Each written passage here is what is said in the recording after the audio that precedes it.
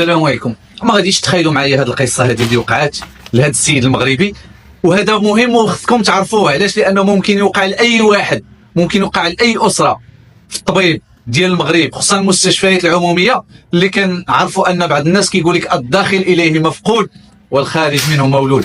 هذه القصه ديال سلمى مسكينه الله يرحمها اللي توفات وهي عندها 8 سنين، دخلت للطبيب على ود عمليه ديال الحلاقه، عمليه بسيطه باش تحيد الحلاقب ديال اللوزتين بمستشفى المضيق.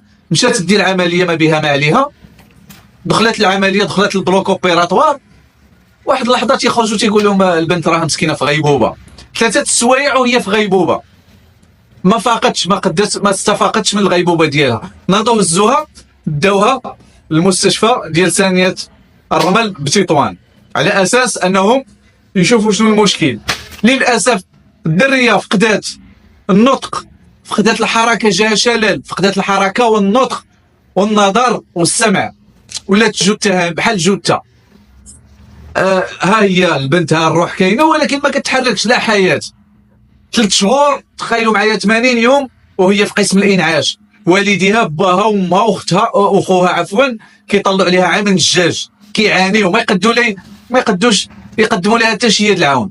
السبب هو كيف كيقولوا الوالدين ديالها هو الاهمال الطبي بسبب مشكل ديال التخدير، انه كانت واحد الجرعه زايده ديال التخدير هي اللي ادات لهذه المضاعفات هذه. دارت واحد لجنه وزاريه من اجل التحقيق، من بعد هذيك اللجنه كتخرج بواحد التقرير كتقول على ان الوفاه طبيعيه.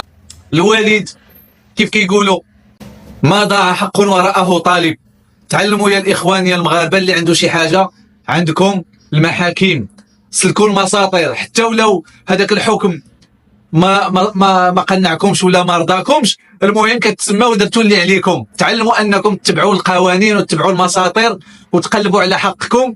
راه انا عارف ان بزاف ديال المغاربه عندهم فوبيا ديال الادارات وديال الطلوع والهبوط وهذا، ولكن تعلموا تطالبوا بالحقوق ديالكم. هذا السيد هذا ما كانش من العاكزين ومشى رفع دعوه في المحكمه الاداريه كيطالب فيها بالتعويض بجبر الضرر، ولو انه مهما يكون التعويض ما غاديش يرد له البنت ديالو ولو جزء من ديك المعاناه اللي عانات هذه الاسره طيله 80 يوم وهما كيتالموا كينتظروا ان البنت تستفاق بالغيبوبه.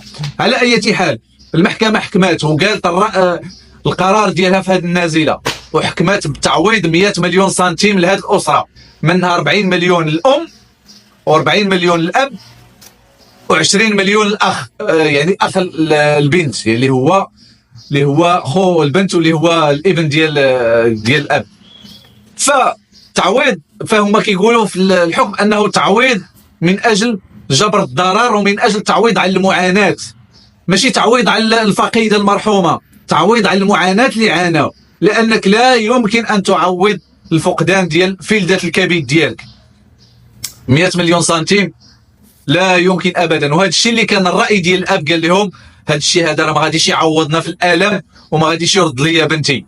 هذا الالم اللي عانيناه كاسره طيله 80 يوم وحنا كنشوفوا البنت كتموت عرق بعرق وما قادرينش نقدموا لها يد المساعدات وما عارفيناش واش غتخرج من ديك الغيبوبه ولا لا. فشنو دار ستان في الحكم؟ حاليا الحكم دخل في مرحله الاستئناف، لانه كيشوف على ان هذا الحكم بالنسبه ليه غير منصف وما غاديش يعوضوا ولو قليلا في هذاك الشيء اللي عاش.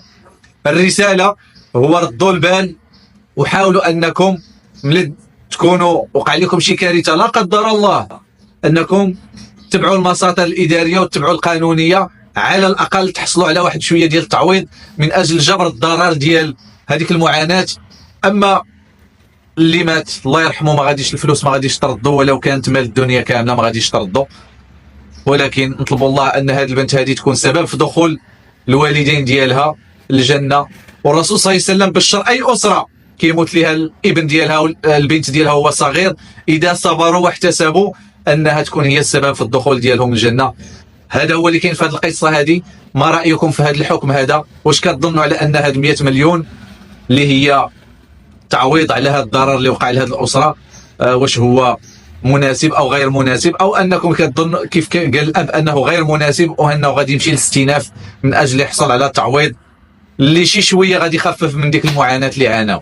هذا هو اللي كاين في هذا الفيديو. ما تنساوش تبارطاجيو الفيديو، المصدر غنخليه لكم لتحت، وشكرا والسلام عليكم.